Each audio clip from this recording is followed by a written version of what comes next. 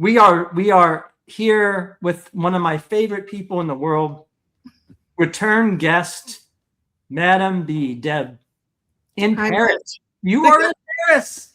I mean, just wait. And I'm drinking a pastis in the middle of the day. Oh yeah. This is fantastic.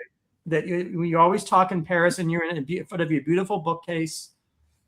And yeah, this is my book, my cookbook bookcase right here behind me. These are all my recipe books, and I mean that's very similar to my girlfriend who has an entire, I won't say a room. Half of her room is like she has a great cookbook collection of the 60s and 70s, 40s, 50s. Yeah, that's a whole other discussion. But this is Journey Evanesthete podcast. I'm the host, Mitch Hampton, and this idea came to me that I've been talking to so many people on this show. I mean, I have an episode this month that's coming out. We're talking in June. I think June 15th, June 17th is when this drops, and the whole episode is me and this guest talking about current movies. Robert Eggers and The Witch and Nosferatu and Hamnet and all these current things. But I thought it'd be interesting to in the 80s, I studied reception theory, and I studied it from the person who coined the phrase, from Stuart Hall. It's a Jamaican Brit cultural studies, one of the founders of cultural studies. And, the sort of the discussion of why people like what they like or love what they like. Why do they hate the book, the TV show, the movie that they hate, reception, and audiences. And I thought it'd be an interesting topic. Also because this is sort of a Gen X episode, because we bring a Gen X sensibility. Mm-hmm. Growing up in the 70s and 80s, and you said, I really want to discuss that because of the made-for-TV movies, and we could go, there's so much to discuss, but you were in Chicago, I was in Tampa, Florida, and New York City, Manhattan, both. Wow. Which itself is interesting in the 70s and 80s. So where do you want to begin with? Popular culture or Gothic or horror, or what the things that we saw it could have been a made-for-TV of the week, or it could be whatever. I don't know where to begin. It's kind of a big topic. Okay, well, I have to say, I don't know Stuart Hall's work. I'm going to look into it after this episode because that sounds fascinating. It's I didn't know there was actually a theory attached to that discipline. But I think if you're talking about Gen X, and of course, we're spanning 15 years. I think Gen X is born 65 to 80, I believe. I think that's the span. So I find that the Gen Xers that were born more, closer to 1980 are really even different from you and me. Oh, of course they are. There's a huge gap there. You say that they're closer to millennials, and I think they're closer to millennials in a lot of their sensibilities, and I think that when I talk about our generation, and I talk about Gen X, I'm actually talking about people who are more our age. We're almost like boomer cusp. Do you know what I mean? We're almost boomers. So I mean, that's true. I mean, shoot us. But anyway, okay, boomer. For me, and I don't know what even though you were in Tampa, you were in Tampa. I was in Chicago at the time. I was also, my childhood involved traveling to Japan and Thailand quite a bit because my mother was Thai and my father had been stationed in outside of Tokyo. He was a military man.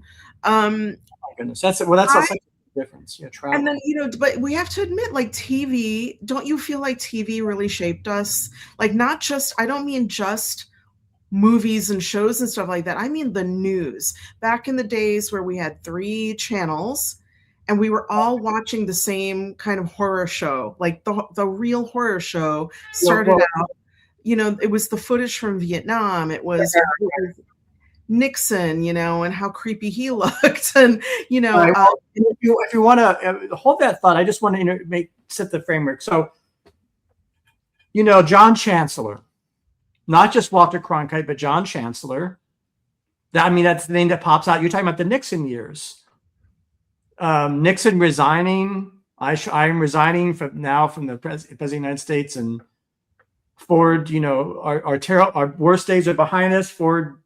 Betty Ford. I'm just thinking about the years, but you're going right back to the late 60s, early 70s, the carnage of Vietnam. And of course, Saturday Night Live as a show. And all that, again, that's a golden era that's not called that in television. It's sort of like the untitled, unspoken golden era before the 2000s, before The Sopranos and Mad Men and Game of Thrones. I'm just saying, from my point of view, you don't have to agree that I think that there was this actually. No, I agree. I don't consider any other era to be the golden age of television. Well, actually, to be fair to current scholarship, it's actually a forced consensus that that was a backwater, the time that we like, and the only legitimate things are Game of Thrones and Succession, and in other words, that's kind of the very 2000 centric, the Mad Men phenomenon. I don't want to go down a rabbit hole of TV history, but TV scholars now tend to think that there's a special quality in acting, David Chase and the Euphoria. I'm just saying that's a whole. Yeah. What I'm saying is that this era we're in now does tend to really overshadow completely anything that was done on television in the 70s, 60s, 70s, and 80s. And I'm saying for worse, because it's like kind of a lost era. I agree. Lost era of Chuck Connors and Mike Connors and David Jensen and Harry Yo and these kind of strange. I get, Stephanie Powers. I'm sorry. It's okay. But I mean, I think if you look at the 70s and even the 80s, what you had was a very clear distinction in aesthetic between TV and movies. And now TV series, or, what you might more like Netflix series, HBO, they're not all series now look like movies. Every episode looks like a little movie. It's like, it doesn't feel like there's a distinction aesthetically between the two media anymore. That's true. I'll go even further and say that sometimes in quality, sometimes, not most of the time, they are as good as the best movies released in theaters. So, for example, again, not everybody agrees about Ryan Murphy, but some of Ryan Murphy's work is on a very high artistic level. That's one person, and he's not always great. So he's mixed bag, but he has a vision of like a P.T. Anderson, or what I'm saying is that. No, I agree with that. Yeah, no, I agree that Ryan Murphy is definitely at the top of his game aesthetically. But what I'm saying is that you're saying that this is a new thing, and this breaks. So it's not like the world we grew up in. Right, TV was like kind of a ghetto, right? Or was seen as not a ghetto. Was seen. What was it seen as? What would you just? It was considered more of a lower art form. It was more like kind of for the common folk. Right. Going to the movies was more, a kind of a higher art form in a way. And now it's almost flipped. I feel like it's almost flipped now. Yeah, where it's these, like you said, these series like Succession, for example. I mean, Succession is a masterpiece. And I could name 10 movies that were released in the past 2 months that are just complete garbage. Yeah, they suck. Yeah, they just to a film they suck compared to Succession. Yeah, it feels like the standard is really lowered for movies and everything. Like the whole the movie industry now seems to be so about franchise opportunism, and they're thinking about things like, what kind of merch can we come up with for this series of whatever superheroes? And thank God we still have a culture of independent cinema. We do still have that. It's just harder to seek out, and obviously those films don't get wide release. But going back to the 70s television, amazing. I really think, now this is going to sound extremely elitist. I'm going to get probably canceled for what I'm about to say. Okay. I think our generation, especially those of us born at the early end of the Gen X, criteria, we were kind of forced to use our imagination a lot more when watching TV. So I'm going to give you an example. One of my favorite shows of that era was a British American production called Thriller. It was a TV series. And it was an anthology series. And we had a lot of these anthology series back then. As you might recall, it started, the Twilight Zone, of course, was the 60s. And then later on, Rod Serling went on to do Night Gallery. I love Night Gallery. Which I like even more than Twilight Zone. I was just gonna say, you and I are soul people. Yeah. We're definitely soul Well, no, wait. You agree that Night Gallery blows away even Twilight Zone? It's I think Night Gallery is a way better. I love Twilight Zone, don't get me wrong, but thematically, people think they're the same show. I think thematically it became much different. If you look at Twilight Zone, you look at the concerns of the sick, TV and film are always going to reflect the kind of fears and anxieties of the culture of the generation. Right. So the reason I hearken back to the fact that you and I were raised in a universe with Vietnam War on the TV. And of course, the Night Stalker, Darren McGavin. Yeah, right? Exactly. We had that, and then we had, for us, like if you were a little kid, of course, Watergate now seems like a tea party compared to what we've, devolved, into in the current era.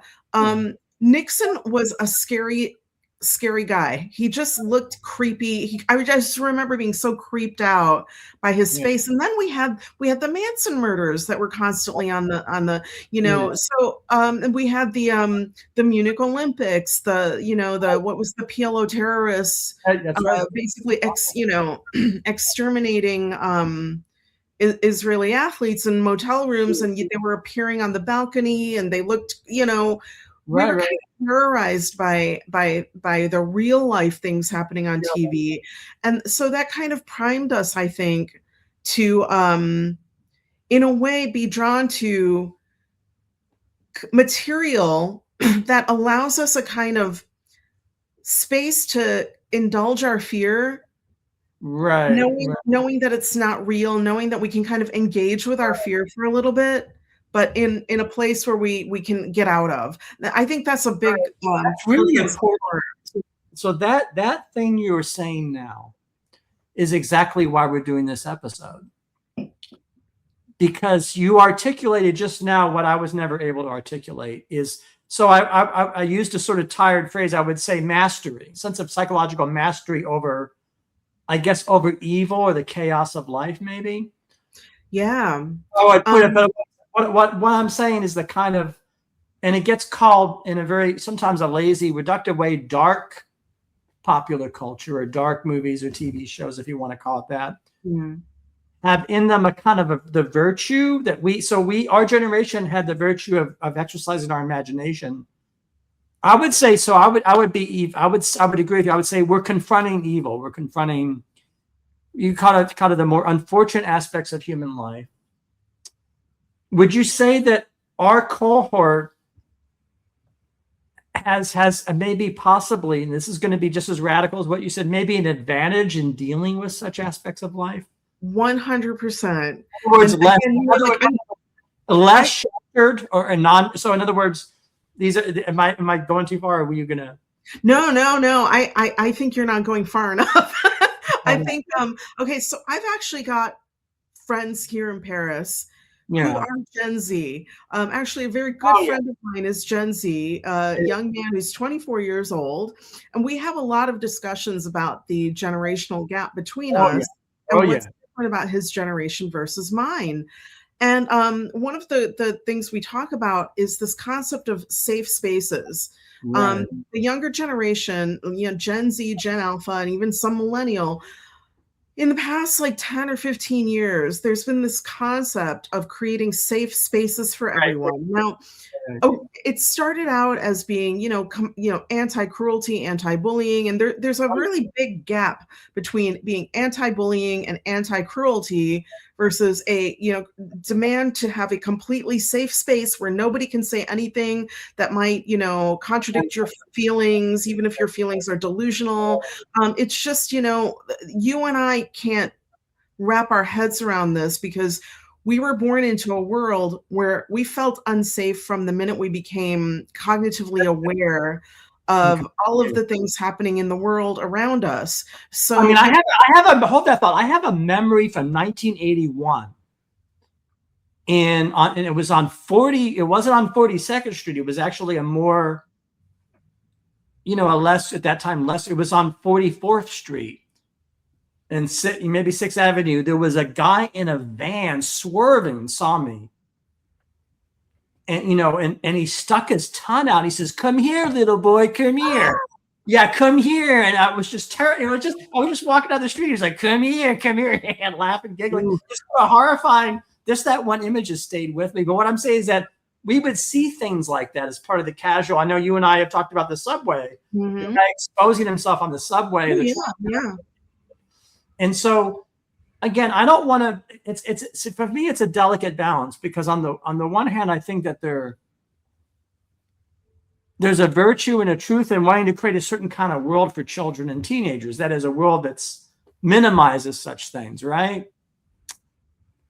But on the other hand, to be ignorant of it or to not to be, I don't know what the word is, to be too, I guess, naive. Yeah.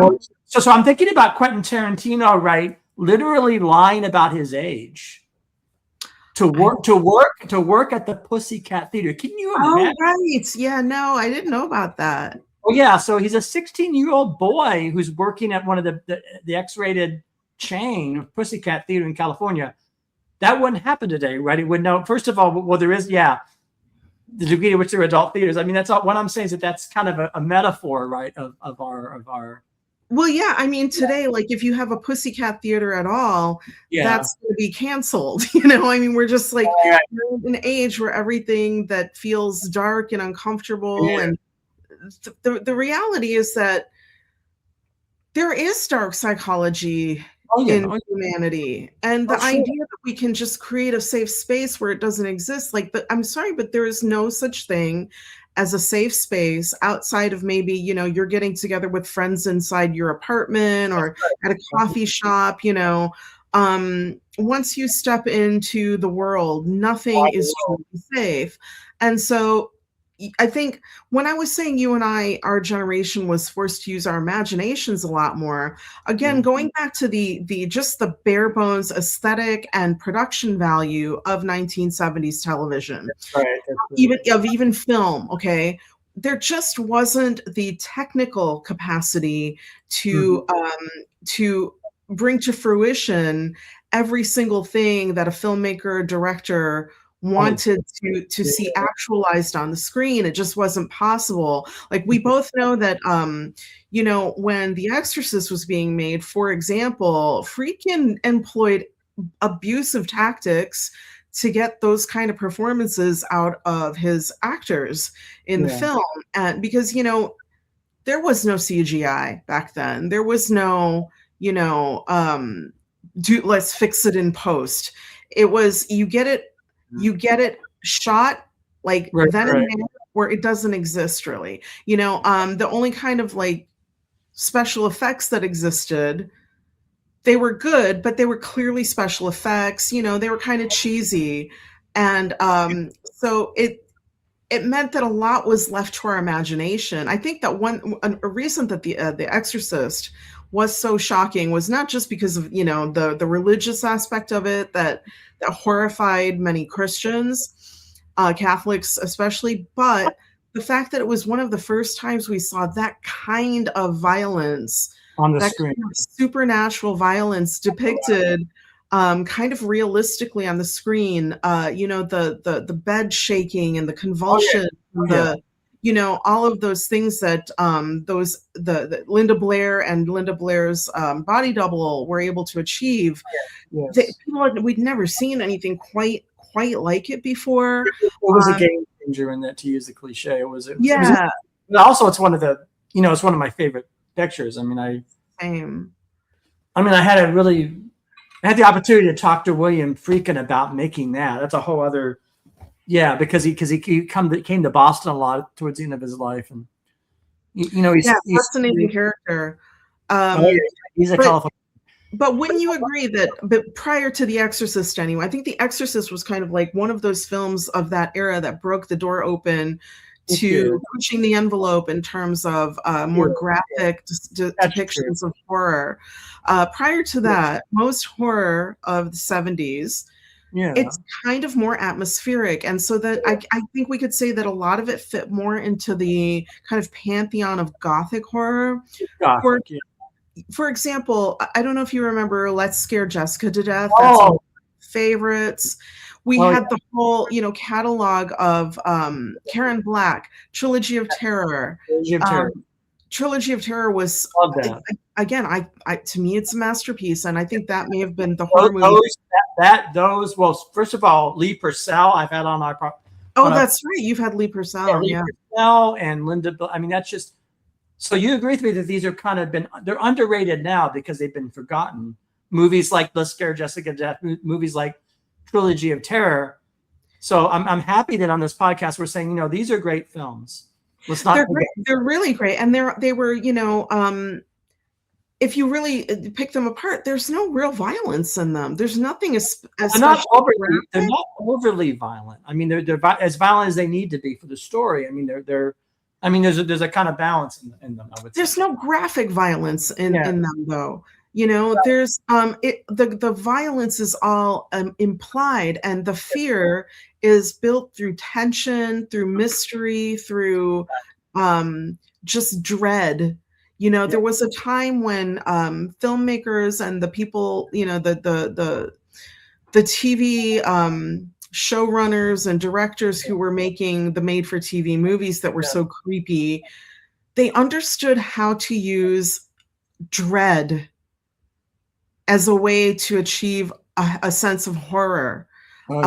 Whereas nowadays, you go to a horror movie, and it's just kind of a lot of graphic, gratuitous violence, and I don't find it very interesting. I don't find very many horror movies of maybe the past 20 or 30 years to be terribly interesting, to be honest. Even some of them have been good. I think some of the who's the guy? I think it's James Wan who did like The Conjuring. I think some of those are quite good, but even there's an expectation of audiences now to have a very, very high, sophisticated, like a lot of production value in the special effects. And when your brain's kind of being spoon-fed all of the information, there's nothing left for you to imagine. That's true. And we have lost. I find that the younger generations do not have the same capacity of imagination that we have. Again, another radical, bold statement. I'm going to say it out loud. I've already been canceled. I don't really care. So I'm just saying what I say, what I really feel. And I don't think the younger generation, I feel bad for them because I think that they don't know what they've missed out on by being made to use their imagination. And it's actually the things that you imagine that are scarier than what. Well, the term, there's actually a technical term for the problem. If it is a generational problem of people who are now, say, 14 or now 24, and the term is literalism, actually. So they're as a literalist. I mean, some people describe their age as which is actually, some people say it's reminiscent of the medieval period. So people, there's this debate going on: are we in a new Gilded Age? But some of us think that we're in the new Middle Ages, and the Middle Ages. The Middle Ages was a unique and most unfortunate chapter in Christian history, as we all know, that was marked by literalism or fundamentalism. And so that's a kind of a whole sensibility where everything has to be spelled out. Everything. And both in the storytelling and also kind of, it's just sort of, it's just a very blunt, it's a blunt instrument, right? So I think literalism is a good word for the lack of imagination you're talking about. It's a lack of imagination and a kind of, it's not even that they consciously have an expectation to have everything spoon-fed to them. It's that they've been born into a world where that's just how it is now. Like you and I can't even imagine what it must be like to have been born on the internet. Now we've got this generation that's been born on iPhones. I'm seeing 4-year-olds with iPhones. Wow. And you have to think about what this does to the attention span. The human attention span is not built for processing this level of jump cutting. So this is another thing, the whole concept of jump cuts. Sure. I'm getting really like geeky in filmmaking terminology now, but it's just, we never, if you look at the aesthetic of horror, and especially again, I'm going to go back to Gothic horror because I still think Gothic horror is superior to all other genres of horror. And because Gothic horror, when you strip down most Gothic horror, it's got certain elements. Mystery, there's secret rooms, and there's a secret family history, and there's usually some kind of like a crumbling old family manor, or an old mental asylum, an insane asylum, something like that. There's always some kind of a location that it actually kind of serves as an analogy for the human mind, for the human unspoken experience. So, all the things that we think and feel, but we can't articulate. Quite articulate. It's sort of out of reach of. Yeah, and that's out of reach of spelling out. So in other words, it's sort of a forced or induced. It's a forced. I would call it forced or induced obliquity. If you want to be fancy about obliquity. Yeah. Yeah.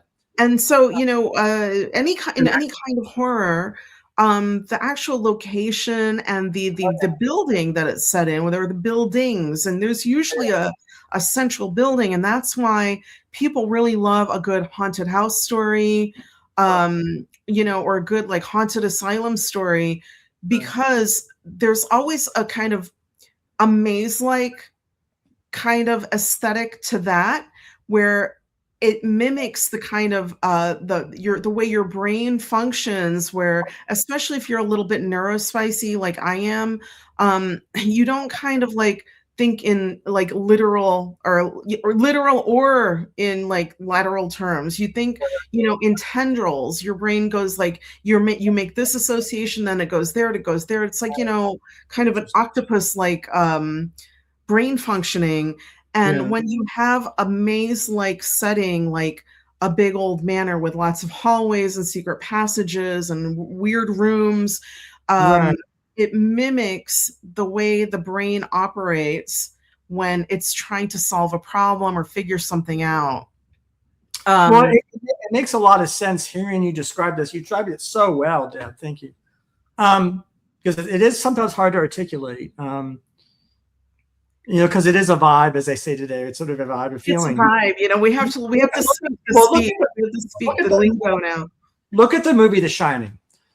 So Kubrick's The Shining is exactly what you're talking about. You're talking about the room and the maze and the garden. It's not accidental that thousands, millions of people are obsessed with what does The Shining mean, and all of the analysis, and they made that movie about the room. Well, the reason for all that is because it's such a good movie, because Kubrick put in that film the very quality you're discussing, where it's sort of you're sort of the house, the Overlook Hotel in that town. There's so much emphasis in that film. Of course, that's just an example, but the maze-like structure of the Overlook is meant to mimic the maze of the human mind as you're trying to work through your issues, your problems, your anxieties. In this case, you got Jack Nicholson's character, who clearly is struggling. His demons are substance abuse, alcoholism, and generally being an abusive husband and an abusive father, and the struggle he has between knowing what he is and wishing he could be something else. And the way that the book and the movie build in the idea of these secret, these rooms that you go into that a minute ago, they were just a normal hotel room. And now you go in and there's this, creepy creature or person, decaying body in there. It's all meant to kind of help us like navigate our own kind of mental struggles. And I think most people are not really even aware of their own mental struggles. And that's where horror really comes into play. Those of us who have always like wanted to try to figure this stuff, these things out, I think we're very drawn to. There's actually an irony here, because all the very attention focused on what does it actually exactly mean is a form of literalism. So the fact that people go on and on about what is that dwarf, who are the twins, and they actually fight. This is this is what it is. I don't think that Kubrick ever intended it to be that specific. Yes, there are specific things in the film and clearly in the novel, but I want to say that there's not everything is spelled out. Yeah, I mean, I think the only thing what we can say about Kubrick for sure is that he kind of understood the not kind of, he masterfully understood the psychology of liminal space. Oh, yeah. This is, and you see a lot of that in The Shining. Of course, you see it in all of his films, but especially in The Shining, his use of liminal space is iconic. He understands the discomfort of a long hallway with an overly visually busy pattern. Busy carpet, a 70s kind of design on the carpet, and and it is true. Like the brain we do not like long, narrow spaces. They make us nervous. Interesting. There are primordial reasons for this. There's like a biological, evolutionary reason why we don't like certain spaces or why we prefer certain spaces. Long liminal hallways create anxiety because there's nowhere to escape to. And then when you have a bunch of doors on the sides, you don't know if something can jump out from one of those doors at you. It just creates discomfort in people. And then people are also uncomfortable by big open spaces where there's nowhere to get shelter and nowhere to hide. He uses all of those kind of spaces masterfully in all of his films, but I think never more so than in The Shining. And recall too that his, Stephen King hated that movie. He hated it. He remade it for TV. Right. And I thought the TV version was absolutely terrible. Sure. Well, that's the difference in our, I don't want to, we could go down the rabbit hole. I mean, that's a rabbit hole novel and also pop novel, let's put a pin in that, as they say. We might want to come back to it, but that's not one of mine. So what I want to say, the other thing too, you both of us, so I saw The Shining in theaters with my dad. Awesome. So that's important too, that I didn't see it on the VHS as a 22-year-old or a 24-year-old. I didn't see it on TV in syndication. I went opening weekend. It's a big deal. So I went to two. So when a Kubrick film came out, that was a big deal. My dad, we look at the newspaper, we saw Full Metal Jacket in New York City opening weekend. Wow. Yeah. And so we saw The Shining opening weekend in Tampa, Varsity Mall Theater. I think it was a Varsity. Wow. That's right. It's so that they're going to see The Shining and seeing also, it's kind of exciting, right? Yeah.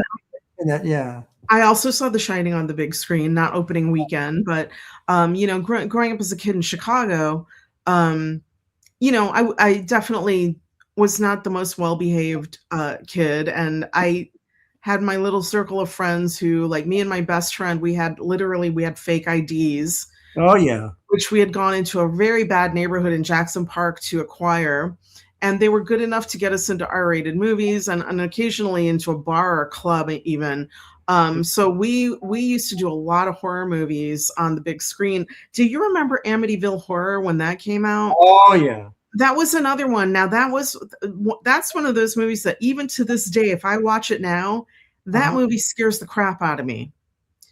Even though thematically, like, I'm not religious, I don't believe in anything supernatural. The whole notion of a demon, Satan living in the bowels underneath the house. It's all absurd. Like intellectually, I know it's all absurd, but because of the dread and the long takes and the long pans, these are the things we don't see enough of. We see very little of this in modern horror, in the modern horror aesthetic. It's true. A lot of jump cutting, a lot of jump scares, and not a lot of just like a long, pensive, dread-filled moment where you feel like something bad is about to happen right now. I don't know what it is, or something bad is really brewing right now. You just like the vibe just gets worse. And I think I think there's a handful of these horror movies from the 70s well, have held up over the decades that that's have right. the same fear factor that they did the first time I saw them. What do you So do think? you want to talk about the creature features? So was this a franchise? So remember, I do. In Tampa was Dr. Paul Bearer. We have a horrible movie. We're going to have a horrible movie. You know, what was it in Chicago? What did you? So yeah. I don't know if we had like if there was like a specific person who was doing the double creature feature. It was probably, gosh, we had this guy named Dr. Demento. I don't Yeah. quite remember if he was doing the creature feature, but we still had drive-in movies. Oh, Yeah, in Illinois, we still had drive-in movies, and you would go there and see like all kinds of different, like a lot of the time it was going to be slasher, yeah. or it's going to be the old school like 1960s, like The Thing, or the creature from the Black Lagoon. Oftentimes it would like be really old school, going back to like the 30s and 40s. Because horror, we think of it as being like a kind of a, I don't know, a more contemporary thing, but it's actually been like horror films have been around since the beginning of film, Oh, sure. Well, since before talkies. well, do you want to? I mean, so that makes me think that also. What about the non-horror, we say non-gothic? Let's go. So TV movies like, let's say, The Users with George Hamilton and Jacqueline Smith. What about that kind of television? Sort of there's a right, isn't that a subgenre of? So I don't know. I love all of that stuff, and I think you and I agree. Like Yeah. now, people would look at that movie and go, "It's so cheesy." It's like, I think it falls into the category of cheesy. Okay. But I like that, because Yeah, for us, we watched those as kids. we So to did. us, yeah, for us, like the cheesiness is part of the nostalgia for us, and I'm not especially into. I think you and I both love the 70s Yeah. because that's probably the decade that we're most nostalgic for, because other than the 70s, I don't have much of a sense of nostalgia for like the 80s or the 90s or anything beyond that. Okay. Do you? I mean, like, I don't really care for. Yeah, I guess I agree with that. I haven't thought as specifically maybe as you have about that question, because for me, that they blend into, there's a blending of years, and I'm not, but I want to come back to something. So this is interesting. We talk about imagination, literal fundamentalism. I call it literalism. Another thing maybe it's a paradox. I don't know. In the culture we're talking about, you have to use your imagination. At one at the same time, you're getting an exact document of what the world looked like really precise. Oh yeah, that's true. But for me, it's interested in 70s fashions and 70s. Yeah. You're really going to see what people and the world look like. Institutions and buildings. That's a part of it too, right? In these made-for-TV, you're seeing police, you're seeing police precincts and homes and suburban, the Stepford Wives, like the neighborhood of the Stepford Wives. Oh yeah, I think Stepford Wives qualifies as horror myself. It is a horror film, but I want to move our attention away from that aspect of it and towards sort of the upper class suburban, that part of the film, which I think is that's a sense in which the film, however much it's built, is sort of reflecting actual neighborhoods. Or, a hero ain't nothing but a sandwich. I don't know, Claudine, James Earl Jones. My mind is city neighborhoods and city. There's a lot. There's a panorama, but you're seeing the way the world look, right? You're seeing. Well, yeah, and okay, you bring up the suburbs and the way the suburbs are depicted in those made-for-TV. One aspect. Yeah. Do you think? I know what I think, but I'd like to know what you think about this. Do you think that those 70s, like made-for-TV, those kind of mysteries and thrillers, was that the kind of first stage of us questioning whether the suburbs were a healthy place where human beings can thrive, or whether the suburbs are a place where evil and, bad things can kind of hide in plain sight. Um, I don't know if you mean by first. So I tie. So if we're gonna, again, I probably shouldn't have chosen Stepford Wives because I wanted to not focus on some certain aspects of the film, also including its feminism. But so I do see the Stepford Wives as tied in with Betty Friedan, which is many years earlier, actually 12 years of the feminine mystique. Right. So what I'm saying is that I take serious intellectual culture, so-called serious intellectual highbrow culture, has always, at that time, was always criticizing conventions, always criticizing not just patriarchy and not just, but this, sort of the emptiness of the suburb. That's a long cliche. I mean, that's an American Beauty, and that's I see that as just a long running.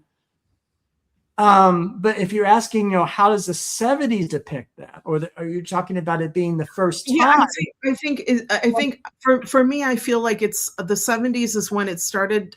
We started to see a more cynical, darker. Oh, sure. Well, of the suburbs, because prior to that, the suburbs was supposed to be, a middle class utopia. It was aspirational. That's true. But the criticism of that, I guess what I want to say is it's everywhere. So take Duel.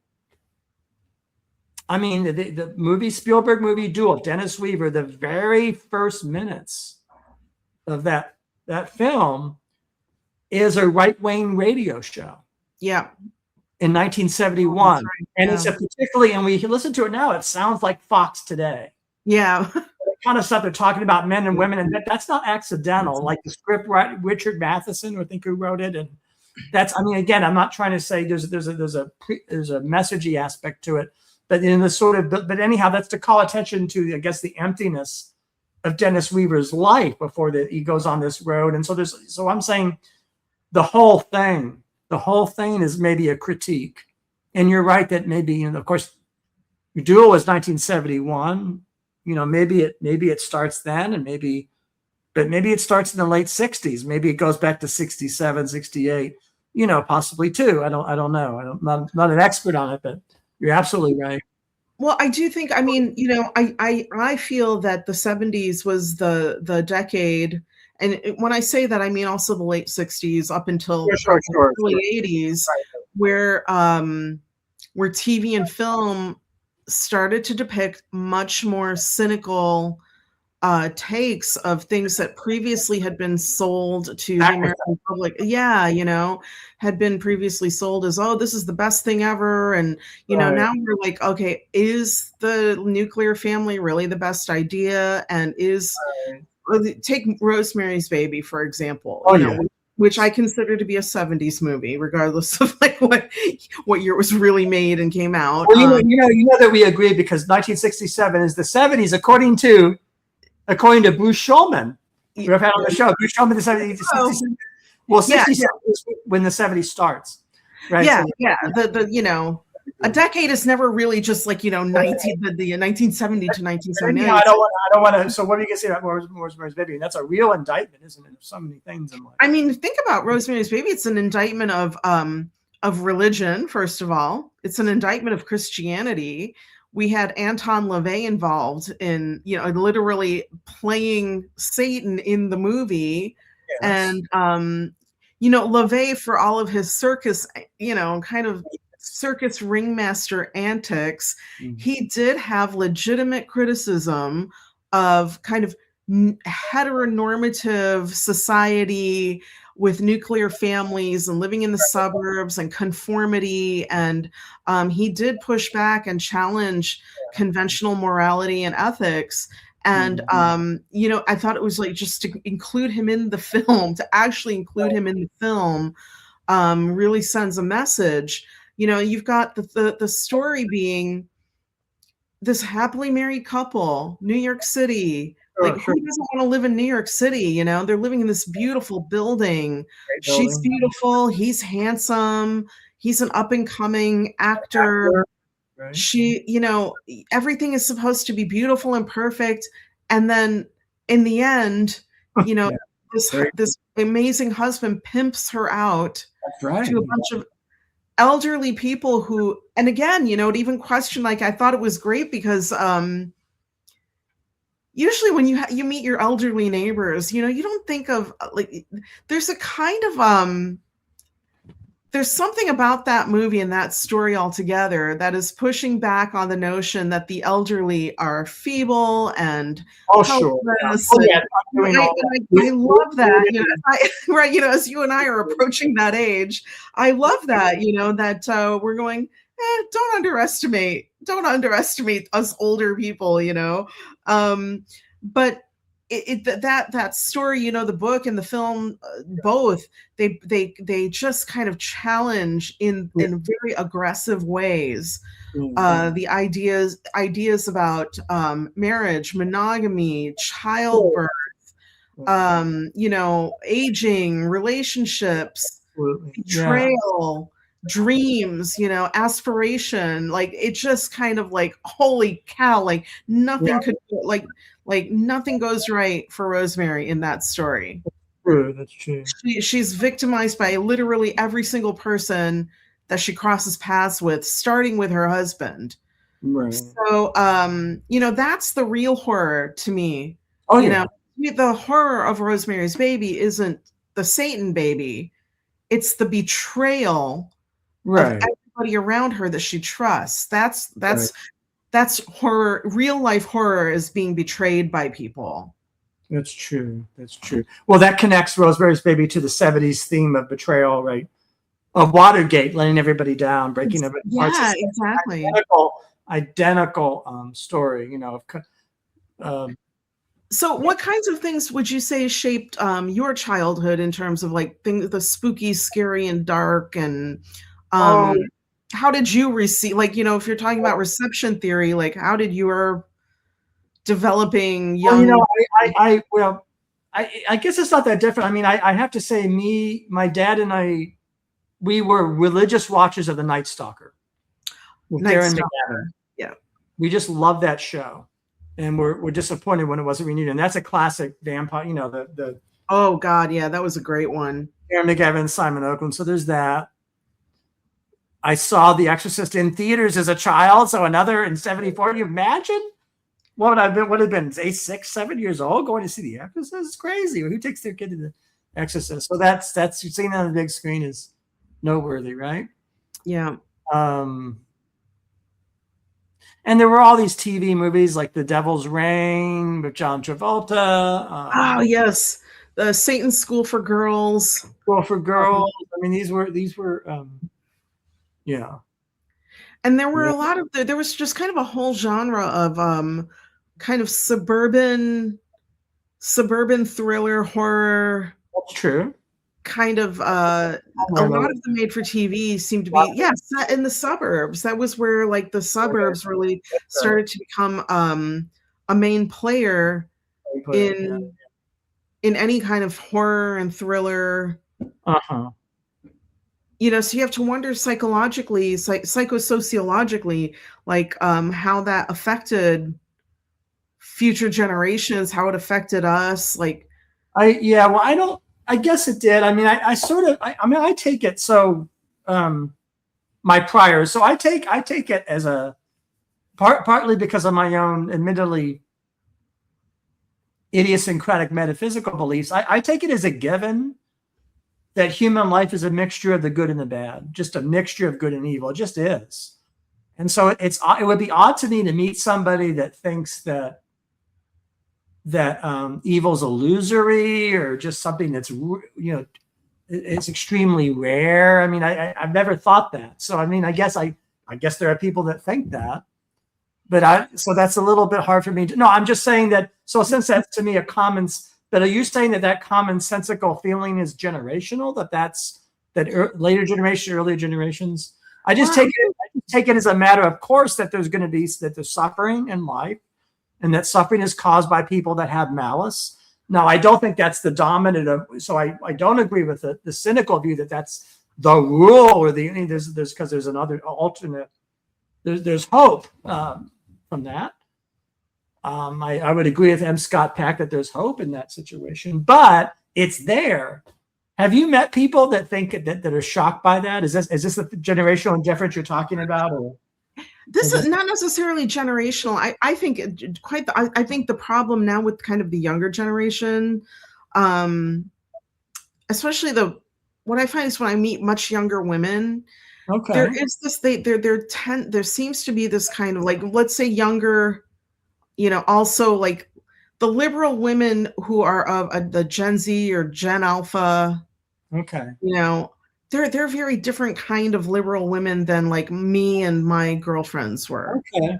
And I'm pretty unapologetically liberal, but I think maybe by their standards, I'm probably not that liberal, because you probably think you're too conservative because you're not pushing. Yeah, I think there's a very large gap in worldview and ideas there, where these younger ones, oh my God, I sound like somebody's grandma. There's an idea that everything is evil. There's that's the other problem. So there's no distinction anymore between true evil and every little, perceived transgression against you being evil now. And I think that's the thing. I think, again, our generation, because of what we witnessed with our own eyes, witnessing Charles Manson and, terrorists on the balconies of the Munich hotels, we understand like what evil really means versus like kind of attaching that word to absolutely anything. Yeah. So, well, that's part of I see that as I see it as alienation from the past. Now, of course, there's actual alienation that you didn't live in the past. I mean, these are very young people. They're born. Look, if you're born in the 90s and born in the 2000s, well, you didn't experience so many things. But there's different. So, again, I'm going to be 59, and so I was raised by, well, among other things, among other people and things, by a dad who was connected to old New York theater. The world of Bob Fosse. So my dad was part of that. He was imagine that. My dad was living in New York City in the early to mid 60s. He was working in the Broadway theater, taking tickets. So he knew that all that milieu of musical theater and plays of that era, from which Bob Fosse comes from, Oh, yeah. But I think that being exposed to that and remembering that is very different than someone 20 who, well, first of all, the shows are different because their thing would be Wicked, right? Or their thing would be certainly would be a different musical. So I don't really know. But I first mentioned sort of the naivete that, evil's not a part of life. To think that everything is evil is just to be alienated from life in a fundamental way. You sort of dismiss. It's kind of you're dismissing everything, and that I think it's the same psychological mistake, but from the other. So you could be overtly idealistic or overtly cynical, if that's the word for it. Yeah. Do you think that you and I, you talk about like your dad taking you to all those movies. I had very much the same experience of being very, very young. My mother, coming from an immigrant family, my mother and her girlfriends at the time, they were all nurses. Anytime there was a big famous movie that was out, we went to see it. Oh yeah, it was like I was brought in. Like I saw Saturday Night Fever in its original release, Jaws. All of them. Yeah, Exorcist, and then Amityville Horror, like all of them. And at the time, my mother, I don't think and none of her friends, who were all, they were all kind of either Thai or Filipino, or Japanese. They didn't really have a sense of what horror was, So she would just hear the name. She would just hear the name and go, "Oh, this movie's a very famous movie right now. Everybody's going to see it."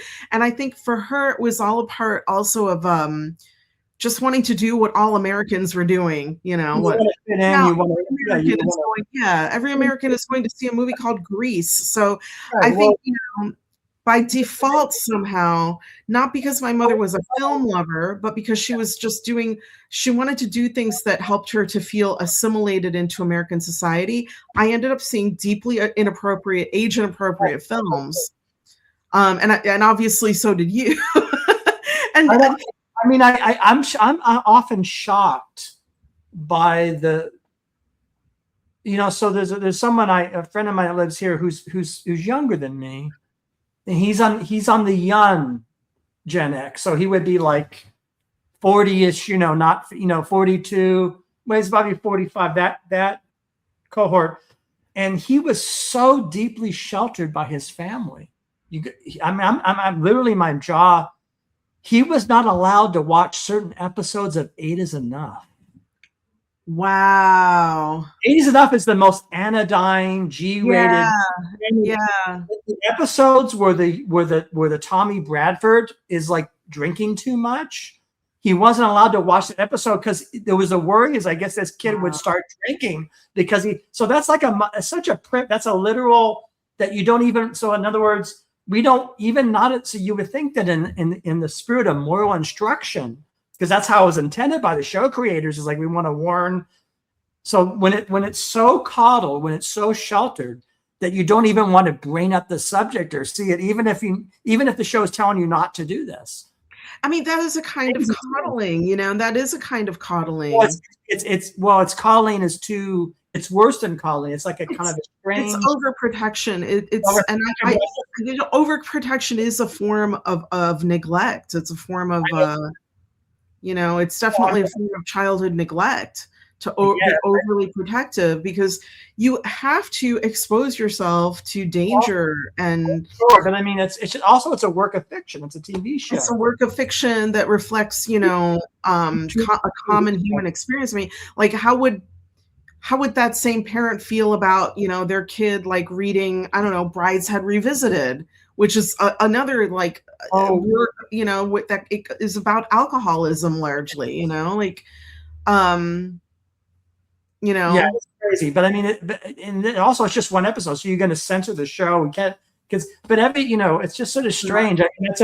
I mean, to me, that's a level of alienation from.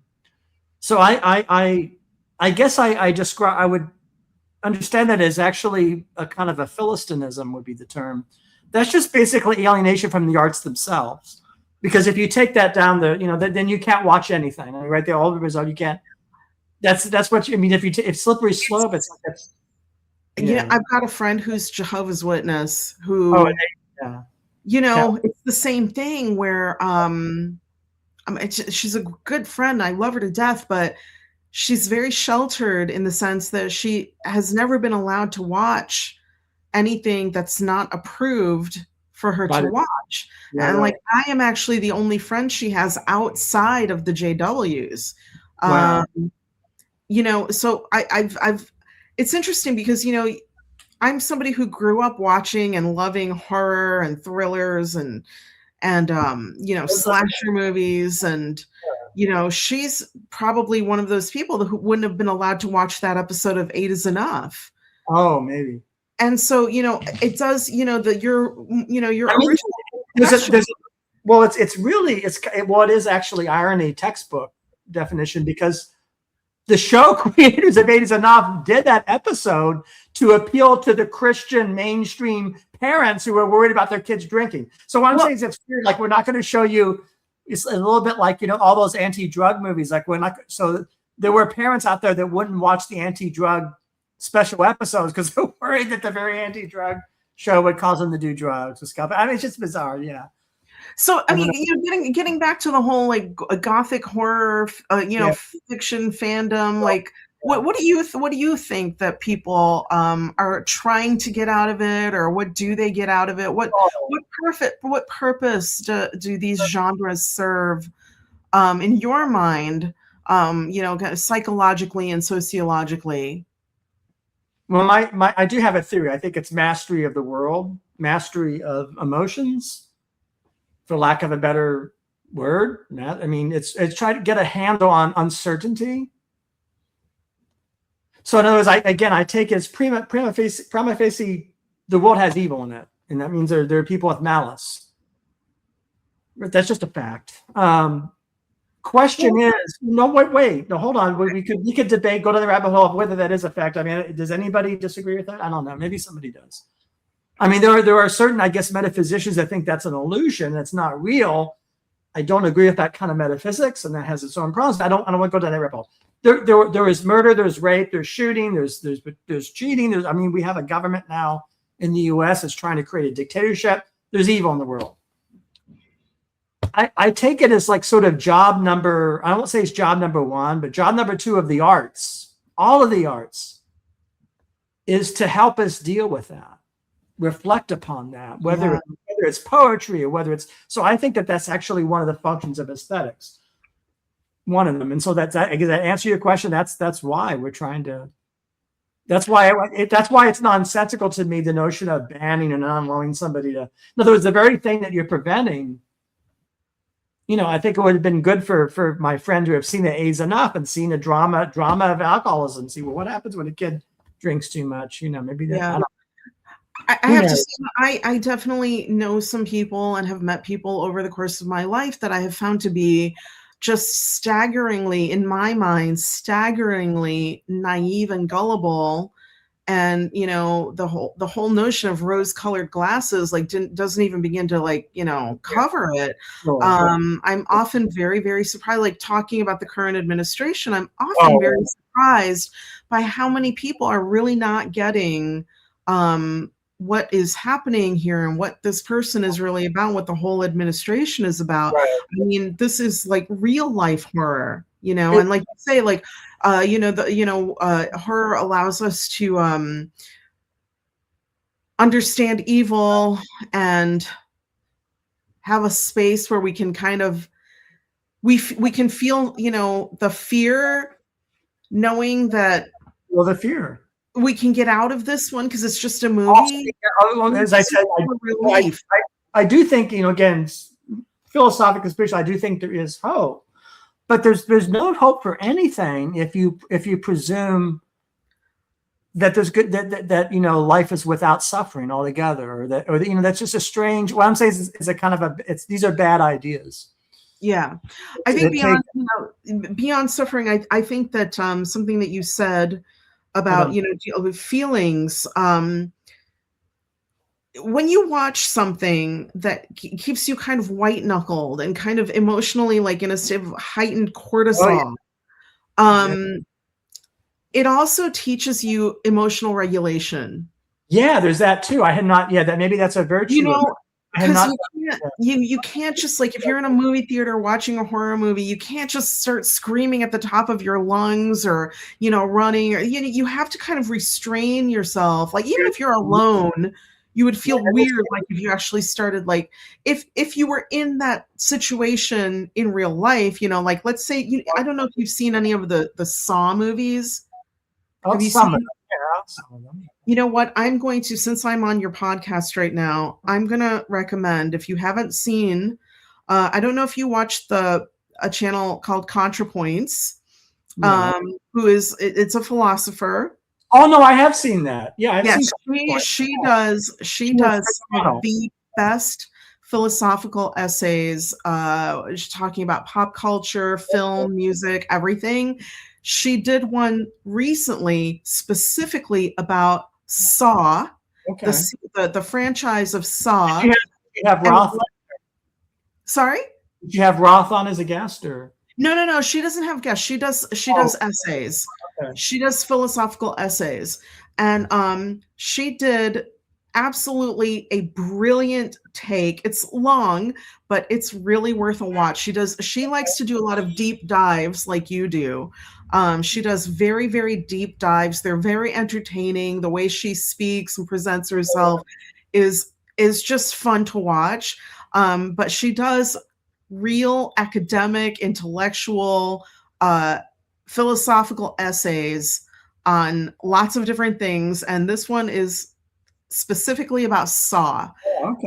And so I don't want to, like, give too many, you know, I don't want to give up any spoilers, but she did an absolutely flawless take on what we get psychosocially out of the Saw movies. You know, and so, you know, if you're asking the question, like, what role does horror play?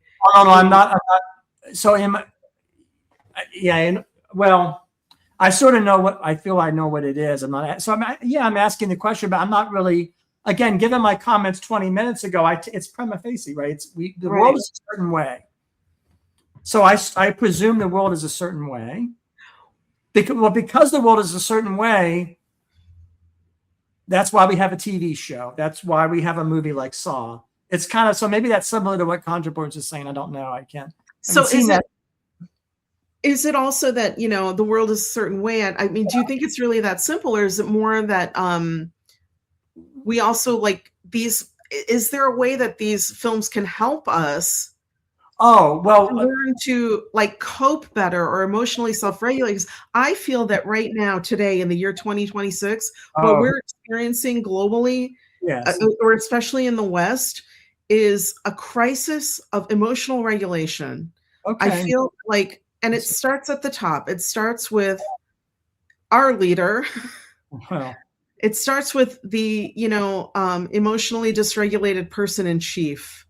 right. And I feel like that has trickled down and kind of given permission to the populace that if that person is constantly emotionally dysregulated and acting out in ways that are deeply disturbing and unnatural, especially for a human grown male adult, then surely I can act out in this way. Like living in Paris. So I do agree with you that it gives permission. Again, I start for the presumption the world has all these things in it. Now, I guess what you're asking about, the worst forces gaining the upper hand, and that can happen. And we're in a moment now where, yeah, and you're saying it actually influences others to copy that.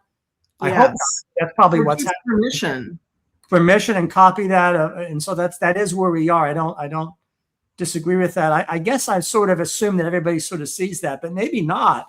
Maybe you're saying there's people that are living in the cloud or aren't calling it. I definitely don't think everybody sees that. Just living here, and recently, a couple of nights ago, in the past week, we've had a bunch of riots here in Paris related. They're calling them the soccer riots and football riots, but it's clear to me when I look through the footage, every time there's a kind of riot like this, it's nothing to do with football. It's nothing to do with soccer.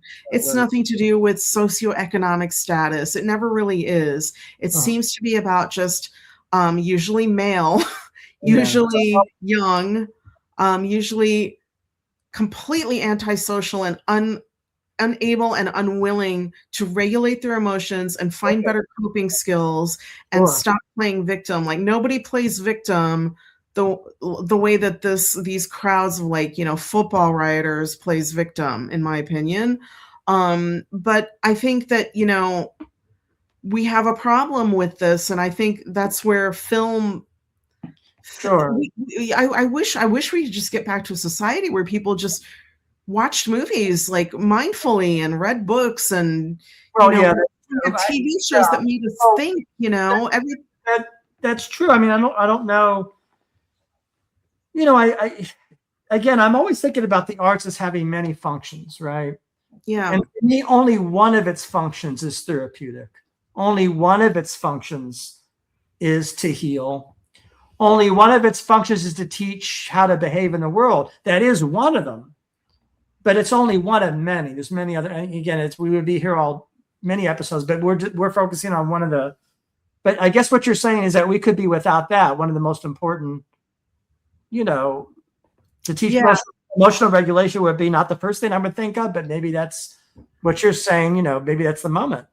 Well, I think art in general, like art, music, literature, has the power to calm us, to soothe us. Absolutely. There's a very strong, soothing, validating, it is all about the human condition and validating the human condition or challenging our existing ideas.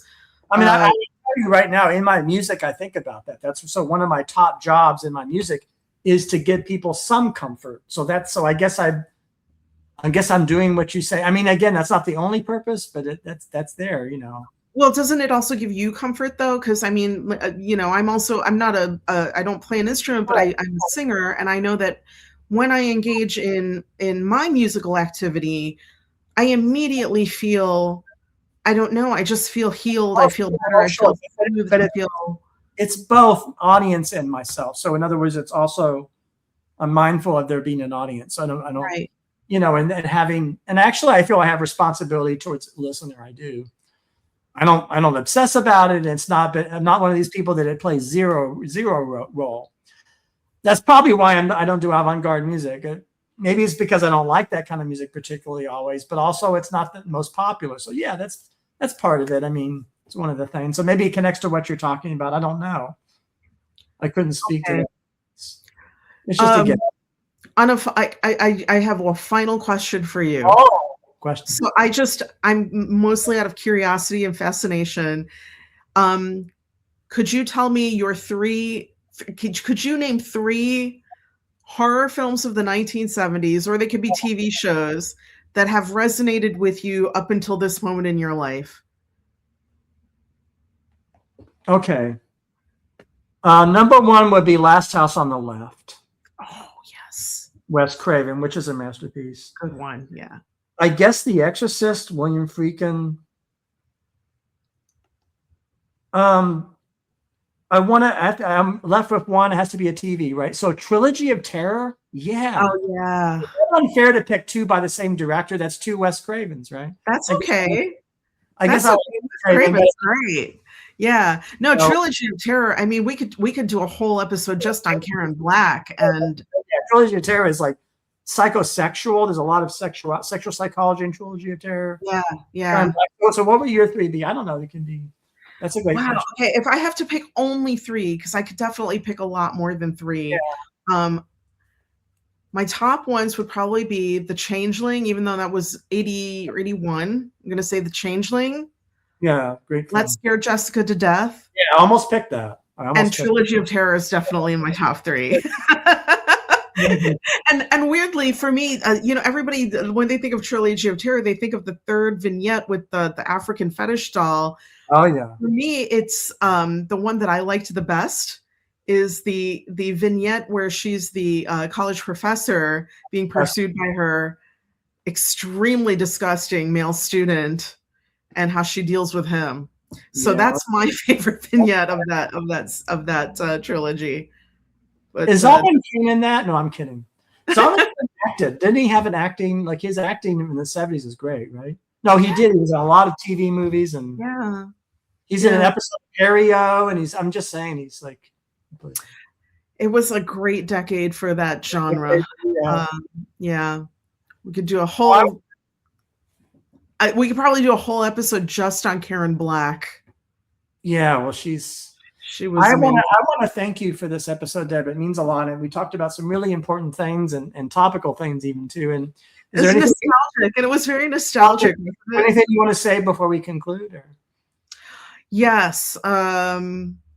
Let's everybody get off our phones and get off of these computers and just go to a movie theater. Go to a movie theater.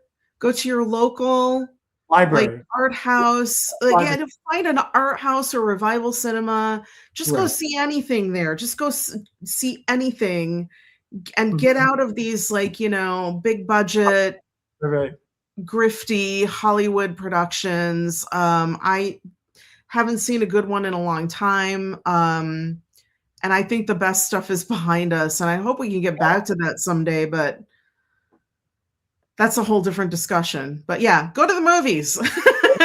Movies, everyone. When the lights go down. It's probably Kelsey. Well, thank you. And thanks, Mitch. Have a great week. You too. Bye, Mitch. Till next time.